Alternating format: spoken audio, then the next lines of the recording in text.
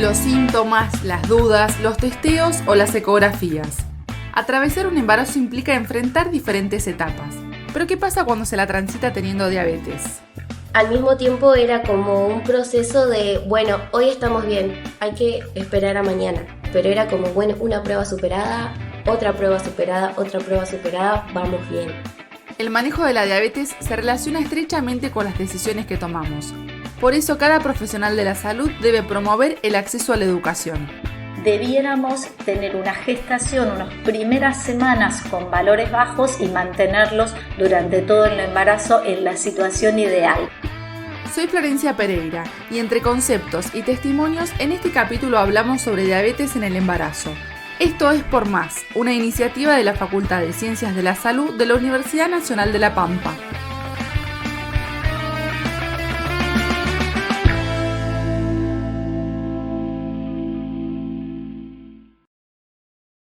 Pensemos por un instante en un calendario, un registro de los días del año ordenados por meses.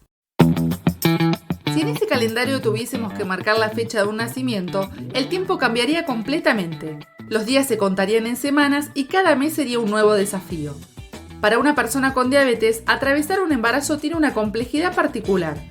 Al tratarse de una enfermedad metabólica, los elevados niveles de glucosa en sangre durante la gestación pueden producir complicaciones. Esto no solo afecta a la persona gestante, sino también a ese bebé, lo cual lo convierte en un embarazo de alto riesgo. La diabetes, cuando transita en una persona que está embarazada, puede tener dos concepciones para que tengamos en cuenta. La doctora Alejandra Maldini es docente de la Facultad de Ciencias de la Salud de la Universidad Nacional de La Pampa. Ella integra la Cátedra de Nutrición y Salud Humana en la carrera de Enfermería Universitaria.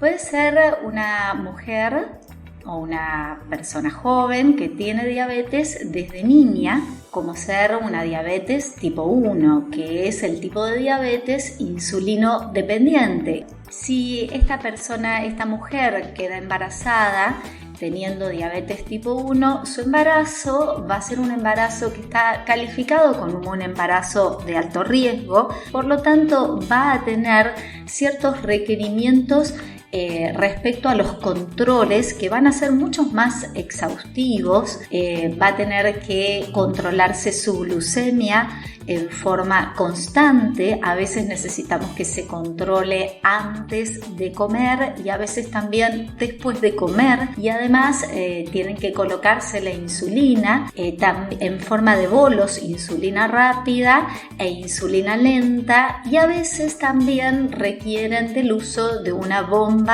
de insulina extracorpórea, es decir, un aparatito que le inyecta insulina subcutánea en forma constante durante las 24 horas. Otra situación muy diferente es la persona que, no teniendo diabetes, queda embarazada. A partir de la semana 24, donde la placenta secreta, empieza a secretar, crece, empieza a secretar hormonas que son hiperglucemiantes de por sí propias del embarazo. Si esta mujer tiene antecedentes previos de diabetes gestacional en otros embarazos, o de niños de más de 4 kilos al nacer en otros embarazos, o bien antecedentes familiares de diabetes, o bien ha llegado a ese embarazo con un sobrepeso o una obesidad, esto hace que tenga factores de riesgo para desarrollar algo que se denomina diabetes gestacional, es decir, el inicio de la diabetes cuando ya está cursando el embarazo. En este caso, puede que esta mamá resuelva esta situación con un plan alimentario adecuado, un plan de actividad física, pero en algunos casos es posible que necesite un tratamiento específico, y en este caso puede llegar a necesitar también insulina.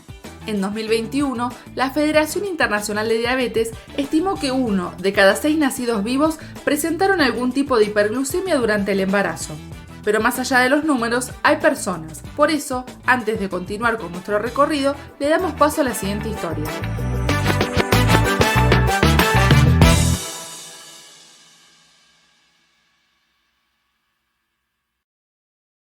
Es como que mi historia con la maternidad empezó hace un montón de años atrás. Porque en una internación, yo empecé a menstruar a los 12. Ahí mi diabetes se descontroló totalmente. Todos los meses era una internación. Y en una internación escuché a unos médicos hablar y una doctora le decía a la otra que pobrecita no va a poder ser mamá. Josefina se acercó a grabar este capítulo un lunes a la tarde. Tiene 21 años y una historia vinculada a la maternidad llena de desafíos. Pero a cada semana compleja del embarazo, a cada situación difícil, José le respondía con una sonrisa, esa misma sonrisa con la que habla de su hija. Sí, en realidad fue una conversación que escuché en una internación y me llevó mucho tiempo poder decirle a mi mamá, che, mami, mirá, yo escuché esto, yo quiero saber. Porque yo quería ser mamá el día de mañana, no yo tenía planeado estudiar, terminar la facultad. Bueno, resulta de que venía con acidez, me acostaba en la noche y me agarraba acidez, estaba descompuesta, los síntomas normales, digamos, de embarazo. Cuestión, me hago el EVA test y me acuerdo que estaba sentada y miro para abajo, lo había dejado en el piso, miro para abajo y vi la rayita color violeta y digo, no, estoy viendo mal. Le escribí a Adrián, mi ginecólogo, le escribí a Adri y le dije, me hizo mi primera ecografía Adrián y salió, era súper chiquitito, estaba de 6 semanas y media y era una cosita súper chiquitita, igual se le pudo escuchar el corazón, todo fue súper lindo, pero al mismo tiempo era como un proceso de, bueno, hoy estamos bien, hay que esperar a mañana. Y así todos los días y con cada estudio, porque son varios estudios los que tuvimos que hacer, pero era como, bueno, una prueba superada, otra prueba superada, otra prueba superada, vamos bien. A lo largo de nuestra charla, José insiste en la idea de ir semana a semana. En casos como este, la persona con diabetes insulino dependiente debe permanecer bajo un control estricto. Con frecuencia, los médicos realizan bajadas de datos de sus sensores para poder comprender cómo se comporta la glucemia durante el día.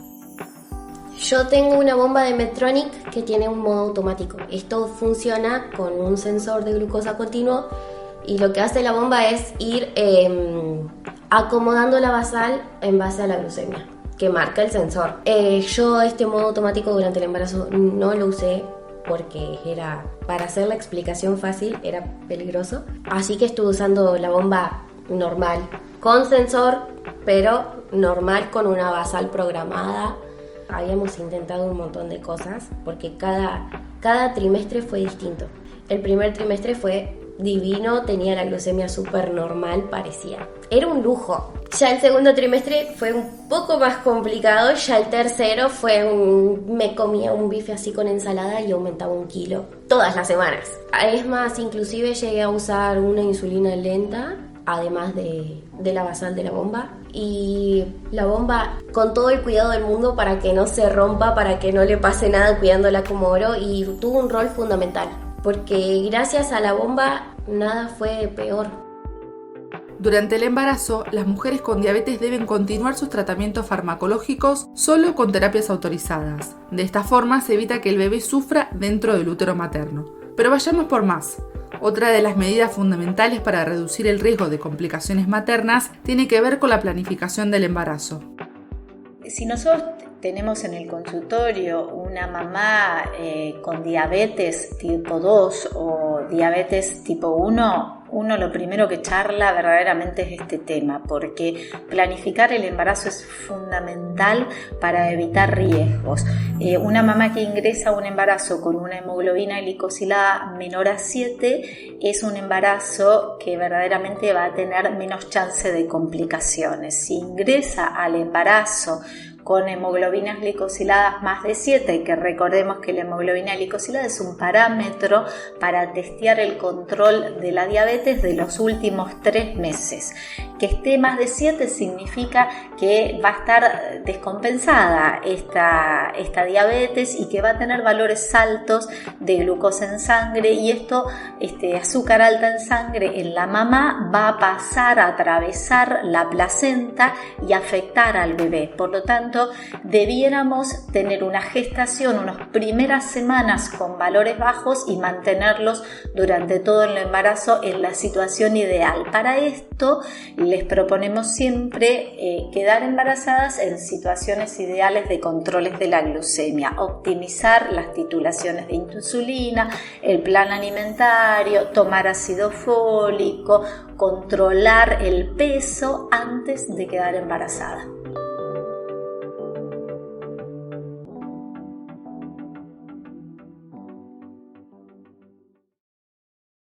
En cada capítulo de este podcast buscamos brindar herramientas prácticas para el equipo de salud. Por eso le consultamos a la doctora Maldini por qué es importante que las y los enfermeros conozcan las implicancias de la diabetes en el embarazo.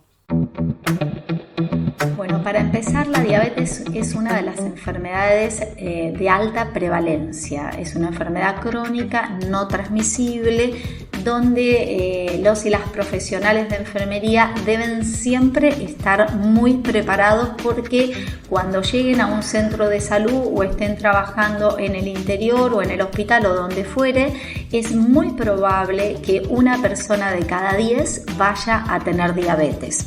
Referente específicamente a la diabetes gestacional, la educación diabetológica, donde los profesionales de enfermería tienen que prepararse para explicar de alguna manera algunas tópicos muy importantes, como ser el tema de la colocación de la insulina, dónde colocarla, cómo colocar la aguja, cómo inyectar la insulina, de qué manera se preserva la insulina, las temperaturas necesarias para que tenga una buena viabilidad, cómo rotar los sitios de aplicación, qué tipos de insulina hay, cómo tomar los medicamentos en el caso de que tengan algún otro medicamento que tengan que adquirir, cuáles son las normas básicas de un buen plan alimentario para la diabetes, en este caso la diabetes gestacional.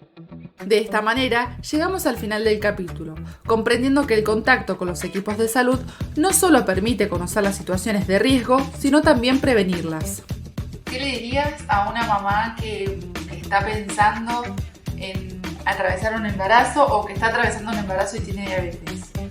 Que se cuide mucho, que se dice mucho que los diabéticos somos mentirosos, que nunca jamás le mientan a los doctores, ni a ginecólogos, ni a diabetólogos, endocrinólogos, a ningún doctor, porque con la verdad tu doctor va a saber qué es lo que tiene que hacer, cómo tiene que actuar, y que si sos diabética conozcas tu diabetes y sepas cómo manejarla, aunque en el embarazo es bastante difícil eso porque va cambiando, pero es un proceso de adaptación.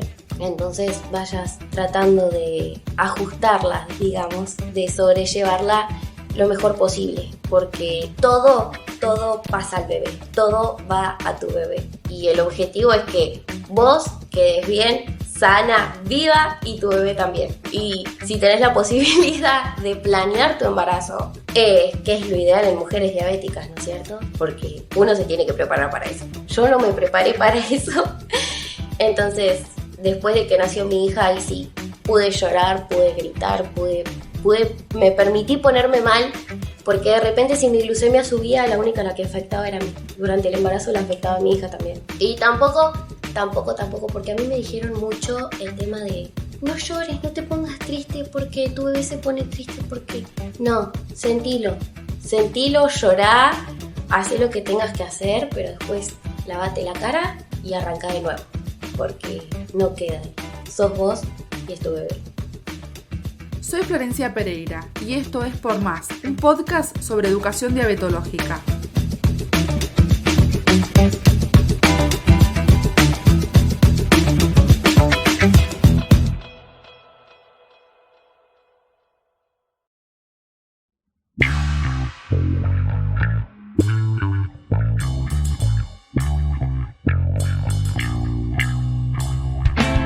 Por Más es una iniciativa de la Facultad de Ciencias de la Salud de la Universidad Nacional de La Pampa.